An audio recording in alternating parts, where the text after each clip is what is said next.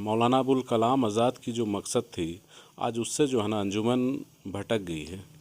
कितना पैसा आ रहा है, क्या पैसा खर्च हो रहा है, उसका लिख करके टांगना चाहिए, आवाम के बीच जाना चाहिए। तो वहाँ लोगों से पूछिए कि भाई जो ओहदेदार है, जब उनसे बात कीजिए कि हम लोगों को कोई पूछते नहीं है, ना बुलाते हैं, ना कोई मशवरा होती है। लेकिन नहीं, आप लोग का क्या रोल है? कोई रोल नहीं है। और जब ये बात आप चौक चौराहा में आप खड़ा होकर के बोलिए तो फिर बात दूसरी हो जाती है। यहाँ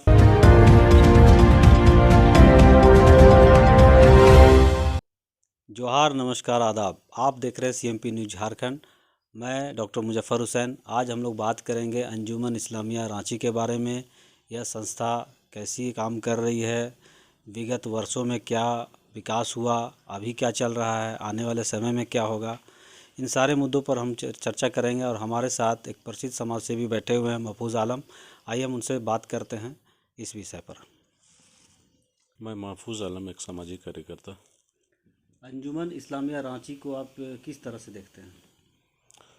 ये अंजुमन इस्लामिया का जो मकसद था, वो मकसद से अपना भटक चुका है। मौलाना अबुल कलाम आज़ाद की जो मकसद थी, आज उससे जो है ना अंजुमन भटक गई है।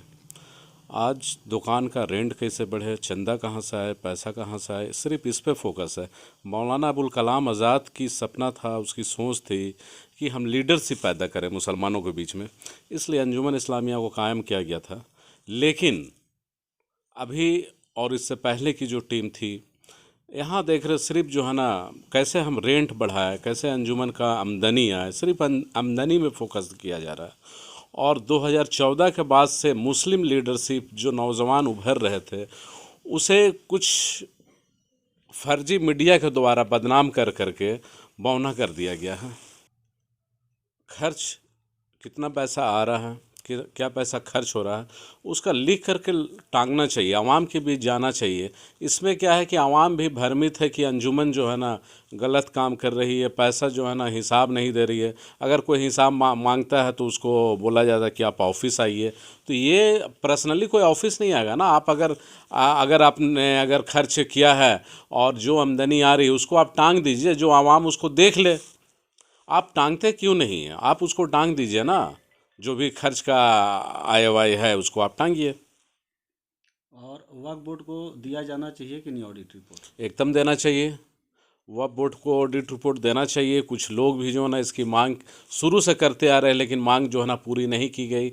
उसके अलावा क्या है कि मजलिस आमला की जो बैठक होना चाहिए वो बैठक भी नहीं होती है। सिर्फ हम लोग क्या है कि वोट देने के लिए ही बने हैं, वोट देते हैं, उसके बाद हमारा ख़त्म हो जाता है, हमारा कोई रोल नहीं रहता है। क्या हम सिर्फ वोट देने के लिए, कोई भी पंचायत, कोई भी सोसाइटी वोट दे करके उसकी भी एक रोल होती है, वो चुनता है, लेकिन उससे कुछ पूछा नहीं जाता है। और जब वहाँ लोगों से पूछिए कि भाई जो ओहदेदार है, जब उनसे बात कीजिए कि हम लोगों को कोई पूछते नहीं है, ना बुलाते हैं, ना कोई मशवरा होती है। लेकिन नहीं, आप लोग का क्या रोल है? कोई रोल नहीं है।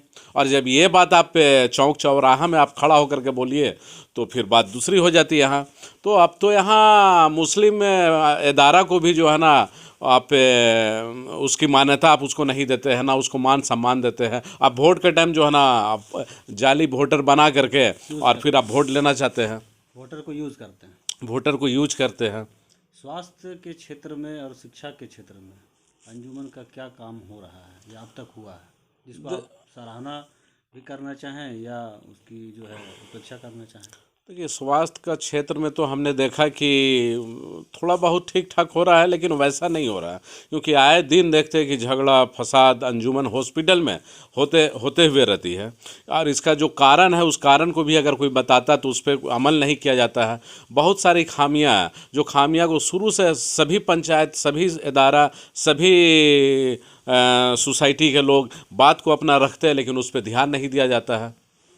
और शिक्षा के क्षेत्र में? शिक्षा के क्षेत्र में अंजुमन का कोई स्कूल तो है नहीं। कॉलेज है, लेकिन कॉलेज का हाल आप देख लीजिए क्या है कॉलेज का हाल। आप ज़मीन आप ले रहे हैं कॉलेज बनाने के लिए, यहाँ से 40 किलोमीटर दूर। ये क्या है? क्या यहाँ से 40 किलोमीटर दूर जाएंगे एजुकेशन प्राप्त करने? अगल बगल में ज़मीन नहीं थी। शिक्षक की भी काफ़ी कमी है वहाँ कॉलेज में। शिक्षक की देखिए शुरू से कमी रही और उसकी मांग होते रहा है। अगर अभी कुछ लोग रिटायर हुए हैं, उसके जगह आप बहाली कीजिए, वो भी बहाली आप नहीं कर रहे हैं। क्या इन लोगों का मंशा है, क्यों ऐसा कर रहे हैं, कुछ समझ नहीं आता है। क्या लगता है किसकी गलती है? गलती तो भाई अब जो मुखिया होता है मुखिया का ही गलती होता है। अभी अगर राज्य में कुछ हो रहा है तो उसकी दोष तो मुखिया को ही दिया जाएगा, जो हमारे मुख्यमंत्री है। उसी तरह अंजुमन, तो अंजुमन का मुखिया का ही दोष है, नीचे वाले को हम क्या बोलेंगे।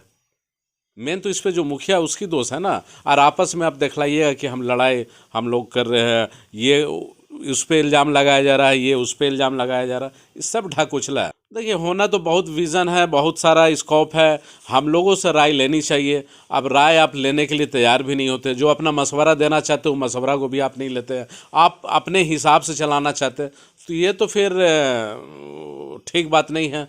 और सबको मर करके जाना है, अल्लाह के यहाँ सबको जवाब देना है। कौन पैसा किसका खा रहा है, क्या कर रहा है, नहीं कर रहा, सबको जवाब देना है।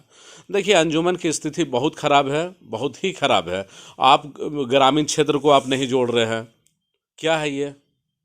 जब जोड़ने की बात आती है ग्रामीण क्षेत्र का, तो आप हवाला दे देते हैं बायलुच का। आज 3 साल से आप सोए रहते, 3 साल क्यों नहीं आप बायलुच को चेंज किए। अभी आज के समय में मौलाना आज़ाद होते जी, तो क्या कहते? मौलाना आज़ाद होते तो उनकी आंखों से आंसू गिरते। जो जो उनका मकसद था मुस्लिम लीडरशिप को बढ़ाना, ना कि चंदा वसूलना। तो मुस्लिम लीडरशिप को तो आप गौना कर दिए, एकदम गौन कर दिए मुस्लिम लीडरशिप। यहाँ मुस्लिम लीडर, अगर मुसलमान नौजवान अगर आ भी रहा है तो आप उसकी पैर खींचने का काम करते हैं। तो क्या इससे ये नुकसान हो रहा है कि मुस्लिम नौजवान घर में बैठ जा रहा है। जिस तरह सब आराम कर रहे हैं बैठ करके, उस तरह जो सामाजिक कार्यकर्ता वो भी अपने घर में बैठ कर आराम करेंगे। इससे नुकसान होने जा रही है आने वाले नस्ल को, और ये नुकसान का भरपाई हो नहीं पाएगा। जिस तरह से आज मुसलमानों के अंदर लीडरशिप ख़त्म हो रही है, और ख़त्म करने के लिए हमारे बीच के ही लोग हैं जो पैर खींचते हैं। दिखावा, देखिए हमारे समाज में दिखावा बहुत ज़्यादा है। अगर 2000 रुपया हम किसी को मदद कर रहे हैं तो आप जो है ना चेक बुक दे करके और आप फ़ोटो खिंचा करके और उसकी ढिंढोरा पीट रहे हैं, क्या है ये। 2013 में जब अंजुमन की टीम आई थी तो उस वक्त स्किल डेवलपमेंट प्रोग्राम वगैरह शुरू की थी और चला रही थी, और इसको भी काफ़ी बढ़ा चढ़ा के पेश किया गया था आवाम के बीच में। देख लीजिए आज उसकी हालत क्या है। क्या अभी वर्तमान में वो स्किल डेवलपमेंट चल रहा है? एकदम नहीं चल रहा है, उसकी हालत आप देख लीजिए। आज जो चला रहे थे आज वो आरोप लगाते कि नहीं उन्होंने हमको चलाने नहीं दिया, हमें करने नहीं दिया। आप मस्जिद से ऐलान करा रहे वहाँ फ्री, और वहाँ जब बच्चे जा रहे तो मालूम चलता है कि वहाँ फीस लिया जा रहा है, क्या है ये। तो इसमें खामियां बहुत सारी है, और ये खामी को ये लोग दूर करना नहीं चाहते हैं, मशवरा करना नहीं चाहते हैं, मिल बैठ करके बात करना नहीं चाहते हैं। वोटर को तो ये लोग कुछ समझते ही नहीं है, सिर्फ वोट के दिन ही उसके यूज़ किए, उसके बाद ख़त्म। मतलब तानाशाह की तरह से, तानाशाह, बिल्कुल बिल्कुल तानाशाह के हिसाब से चल जी। रहा है। मौलाना आज़ाद कॉलेज के आसपास जो दुकानें हैं उसका भी कंस्ट्रक्शन वर्क किया गया है इस कमेटी के माध्यम से, जबकि वक्फ बोर्ड ने पत्र लिखा था कि आप कंस्ट्रक्शन नहीं कर सकते हैं। जी, इसीलिए तो काम रुक गया। आप अपने मर्जी से कहीं भी जो भी चाहिएगा कर लीजिएगा, नहीं आप बैठिए, उस पर किसको देना है नहीं देना है कोई बात ही नहीं हुआ, और आप काम चालू कर दिए। अच्छा, क्या लगता है आपको कि अंजुमन इस्लामिया का जो डेवलपमेंट वर्क है, जो थोड़ा बहुत इन लोगों ने किया है, ये गांव तक नहीं पहुंचा है, केवल शहर तक ही सिमटा हुआ है? शहर में भी नहीं पहुंच पाया है। हम लोग तो शहर के ही निवासी है, लेकिन शहर में तो हमको तो नहीं समझ में आया ना, कुछ वैसा दिखता है। जहां 10 रुपया फीस थी 50 रुपया फीस कर दिया गया है। सिर्फ टाइल्स और मार्बल लगा देने से अंजुमन हॉस्पिटल में विकास उससे नहीं होता है। ऑक्सीजन लगाया जा रहा तो ऑक्सीजन खोल नहीं रहा, क्या है ये चक्कर। आए दिन कुछ ना कुछ हम लोगों के पास केस आते रहती है। अब किसके पास जाए, किसके पास फरियाद लेकर के आदमी जाएगा। यहाँ तो बोलता है कि नहीं हमारे पास आइए हम सुनेंगे, लेकिन कोई सुनने के लिए नहीं, ये सिर्फ बोली है, सुनने वाला कोई नहीं है। कुल मिला के जो है नकारात्मक ही जवाब वहाँ से मिलने को मिल जी, बराबर बराबर। तो ये थे महफूज आलम, मुस्लिम यूनाइटेड फ्रंट के सर्वे सर्वा, सामाजिक कार्यकर्ता, समाज सेवी।